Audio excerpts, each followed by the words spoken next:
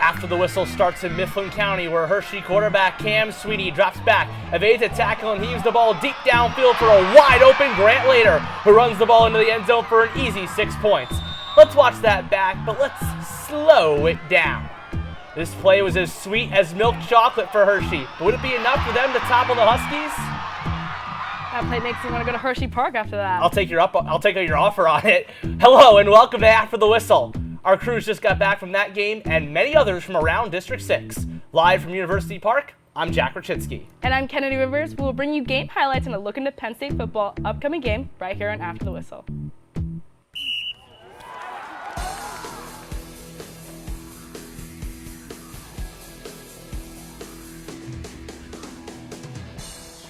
It was a double overtime thriller last week at Memorial Field in State College, and the Little Lions fell 3 points short to Harrisburg.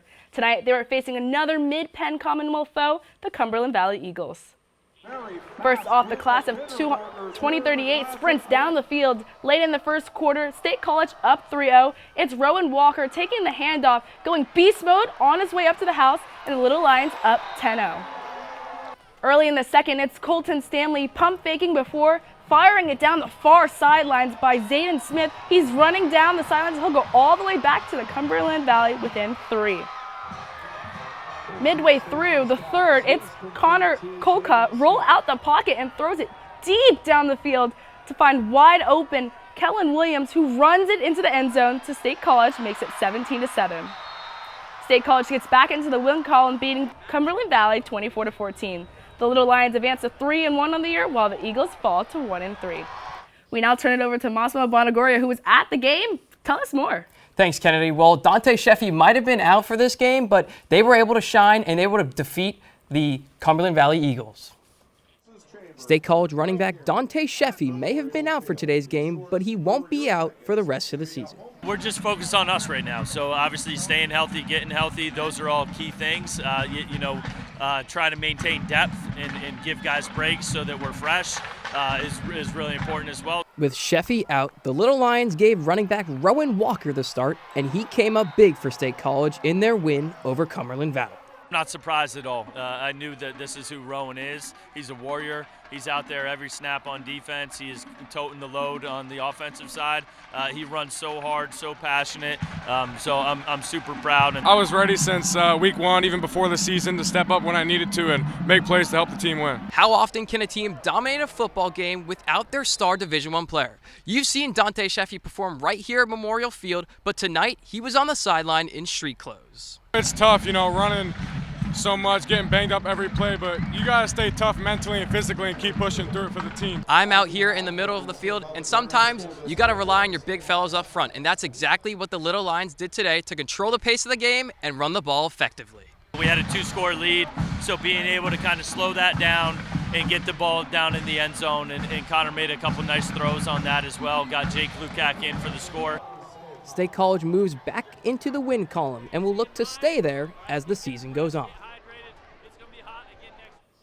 State College moves to 3-1 and will look to face Chambersburg for homecoming. Back to you guys. It's the battle of the birds. Golden Eagles versus Bald Eagles. Pennsylvania is known for their Eagles team, though. Well, is this Jalen Hurts, Devontae Smith, or is this Tyrone's Eli Woomer to Braden Parsons? Woomer throwing it down the field. Parsons getting behind the defense, and they're not going to catch him. It's an 80-yard scamper for the Tyrone touchdown. Still in the first, it's Caleb Iron. He's going to try a quick pass to Kyler Sahoney. He's going to knock it up and rumble 49 yards with a pick six. Make it 14-0 Golden Eagles. And who says tipping culture's dead? Early in the second, it's Bald Eagle driving, and they're going to dip into the bag of tricks. Iron to Fisher to Jackson Millward on the double pass to get the Bald Eagles on the board, 14-7.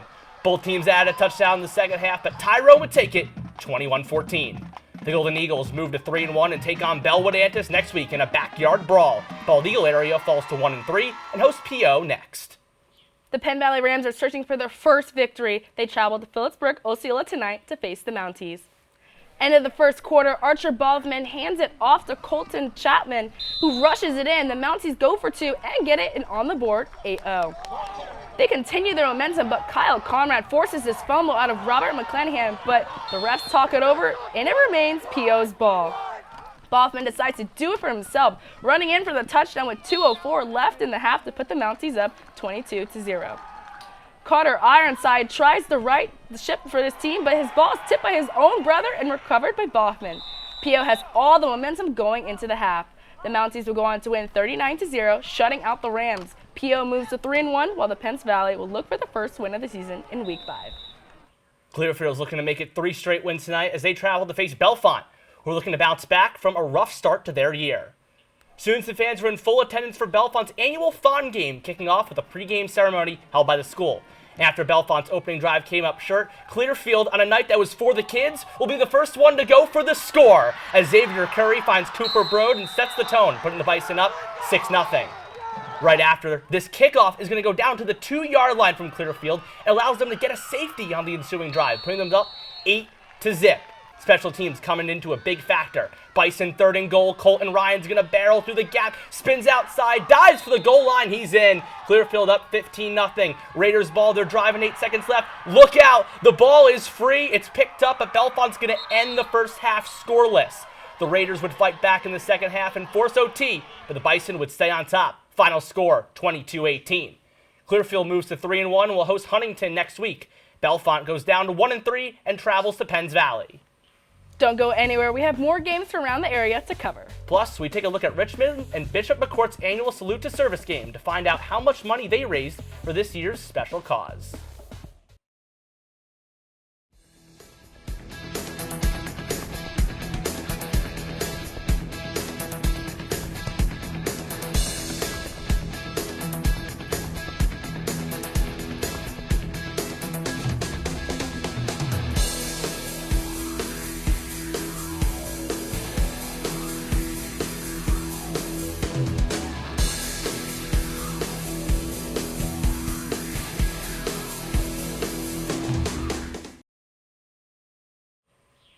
There's still plenty of action we haven't gotten to cover yet, including crosstown rivals from Cambria County. Bishop McCourt remains undefeated against yesterday's game against Richland. The teams were competing against each other, but joined together in remembrance of the September 11th attacks 24 years ago yesterday. Bishop McCourt sported a FDNY football jersey on their sideline, as well as the cheerleaders wearing Salute to Service shirts. Let's head to the game now. Into the first quarter, McCourt's Bentley Bainey hits John D'Elia for the 4-yard receiving touchdown to make it 7-0 Crimson Crushers early.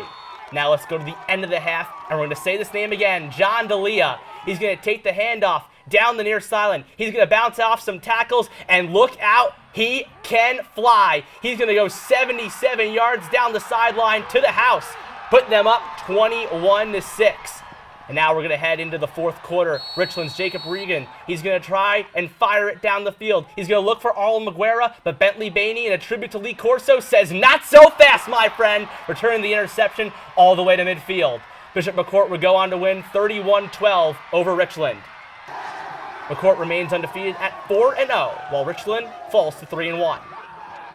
And our reporter, Mac Leach, was there yesterday to tell us about this special game. Mac? Thanks, Jack.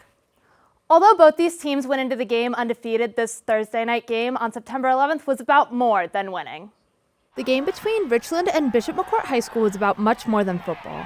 The teams played just 32 miles from where United Airlines Flight 93 crashed 24 years ago.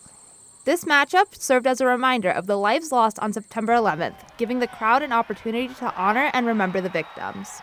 Every year, Bishop McCourt and Richland set aside their crosstown rivalry for something bigger than themselves in their annual Salute to Service game. Talked about the heroes that day, and if we could emulate them a little bit on this night tonight and come out here and play for them and play like they would want us to because of what they did for our country, that we'd be all right. Ahead of kickoff, the two schools held a 48-hour t-shirt fundraiser benefiting the Canines Titan Watch Foundation. The organization supports K-9 units in Cambria County in memory of Johnstown Police Department K-9 Officer Titan. Titan was killed in the line of duty nearly 5 years ago. The schools raised $3,330, which was presented to the foundation at halftime. To further honor 9/11 first responders, Bishop McCourt placed an FDNY jersey on their sideline bench as a visible tribute throughout the game. We were paying homage to the firefighters in New York that passed away on that day in 2001. So that they have a fire department football team, and we took a liking to that and thought that the kids would as well, and they did. McCourt may have won the game, but both teams were united in remembering and honoring heroes, past and present. If you would like to donate to the K9's Titans Watch Foundation, go to their website at titanswatch.org. Back to you, Kennedy. Now to a game in the Mid-Penn Commonwealth Division between the Central Dauphin Rams and the Altoona Mountain Lions. This is the 7th game of this series, and CD winning the previous 6. Altoona shows off their fancy scoreboard graphics. That's some high-tech stuff. Now into the second quarter with the game tied at 7. Number 18, Cody Chasmuds, takes the handoff, bounces to the outside, slips 2 tackles, and races down the field for a gain of 29 yards. The Altoona drive would stall after the play, and CD would get a score to go up 14-7. And on the ensuing kickoff, it's Luke Geisenhower taking this kickoff to the 40. Later in the drive, it's Parker White tossing this one to Gage Hallian, but he is stripped, and Central Dauphin comes up with the football at the 25-yard line. CD would go on to a long drive to end this half, capped off by this field goal by Robbie Jimenez to give the Rams a 17-7 halftime lead. The Rams would ride this momentum into a 38-21 victory. Central Dauphin moves to 2-2 in the season, while Altoona drops to 1-3. After a 1-point win over Central Cambria last week, Bedford returns to the area to face Penn Cambria. The Panthers are sprinting out. Look at the home crowd roar. I always love their entrance. Love the smoke, too. Starting off in the first quarter, the Panthers marching until Blake Lilly fumbles as Bedford plays. Wagoners claims the possession of the ball for the Bison. Great awareness. Bedford would then fumble this one into a 1-yard touchdown. Gabriel Taylor to take the lead 7-0. Into the second quarter, PC would answer with a 1-yard touchdown to their own Corbin Minglesh. At the beginning of the second half, the Panthers would hand it to Ian Beck for the 4-yard touchdown rush to take 14-10 lead after the failed 2-point conversion attempt. Penn Cambria would go on to defeat Bedford 35-10. The Panthers advance to 3-1 in the season, and the Bison fall to 1-3. The Mifflin County Huskies welcome the Hershey Trojans to their new stadium that opened on August 22nd. This is the 6th time these two teams have met since Mifflin County switched mid-ped divisions. Let's start off with Hershey's dual-threat quarterback, Cam Sweeney. You see him there using his legs. He can use his arms as well, but he'll use his legs for the offensive 20-yard touchdown to strike first. And on their next drive, it'd be a pass interference on a 3rd and long that would lead to a jet sweep touchdown from their senior, Grant Later, extending the lead to 14-0. He says, "See you later," on this run to the house. On their next play, Sweeney would heave the ball down the field once again, connecting with his man, Great Later, this time for a 60-yard touchdown, taking the deep shot, evading the tackles, and gets in for 6. Hershey not letting off the throttle. The Trojans would win 27-7 to advance to 3-1, and the Huskies would fall to 2-2 in a tough loss at home. Next week, Hershey goes home to Lower Dauphin to hope to make it their 3rd win in a row, as Mifflin County will try to bounce back as they face the Shippensburg Greyhounds. Coming up, Penn State gets ready for tomorrow's games against the in-state squad, Villanova. But first, here are some final scores from around Pennsylvania.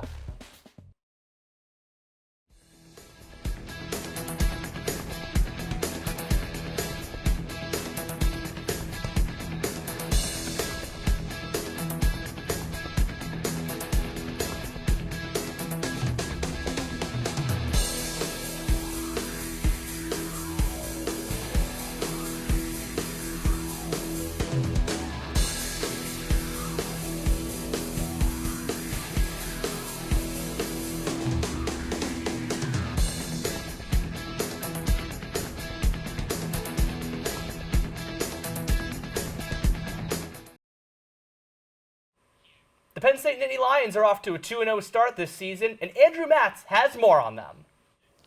Thanks, Jack. Penn State is the number 2 team in the country. They welcome in one of the biggest cats in the Keystone State as Villanova makes the trek to Happy Valley. Following a 34-0 victory over the FIU Panthers, Penn State is currently 2-0 to start the season. The Nittany Lions now look ahead to the Villanova Wildcats. It's the final non-conference game before Penn State begins Big Ten play against Oregon in the whiteout. But Coach James Franklin is focused on Villanova. We got a ton of respect for Villanova, how they play, how competitive they've been year in and year out. A key to the Nittany Lions' success is the defense, most notably the defensive line. After losing key players like Abdul Carter, others have had to step up. Denai Dennis-Sonnen, who has 4.5 tackles for loss this season, is one of them. Other players have noticed. Especially the couple games that Denies had, he definitely draws a lot of attention to himself. Dennis Sutton isn't the only defensive lineman with a great season so far. Both veteran defensive tackles Zane Durant and Alonzo Ford are tied for the team lead in interceptions. Xavier Gillum says he's striving to be a future All-American one day, and Durant is a great player to look up to. So just being able to look at that and see what it looks like, is really helpful for me. The Nittany Lions defense has held their opponents to 11 points this season.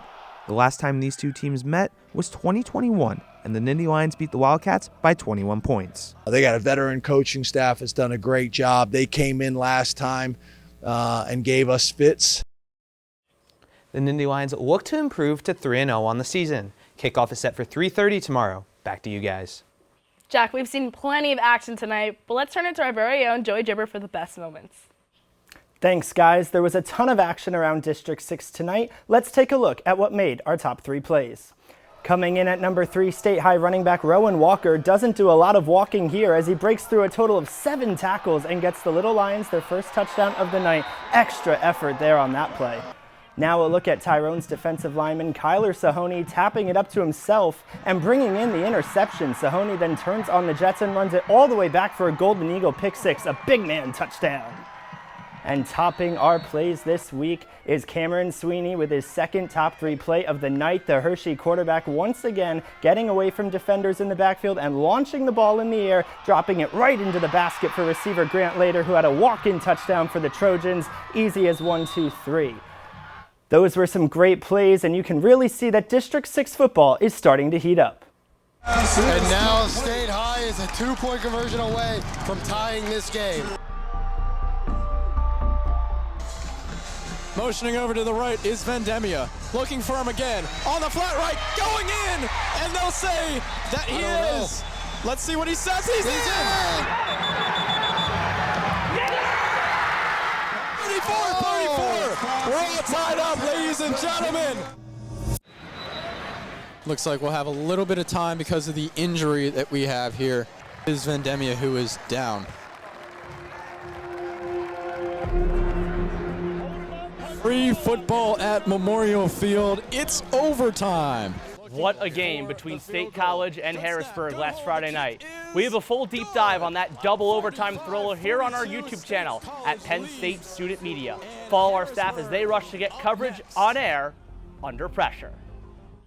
Well, Kenny, are you excited for all the football this weekend? I'm ready. What's your team are you rooting for this weekend? Well, I'm a Steelers fan, playing Seattle, hopefully go 2-0 in the season. What about you? I'm a Lions fan. I'm born and raised in Detroit. Got to watch my Lions for this year. Fingers crossed for Jared Goff and the guys. Yes. But that's going to do it for this week on After the Whistle. For more updates about our show and our coverage of games, follow us on X and Instagram at ATWPSU. I'm Jack Rachinsky. And I'm Kennedy Rivers. Tune in next week for more coverage around District 6 and, of course, Penn State football right here on After the Whistle.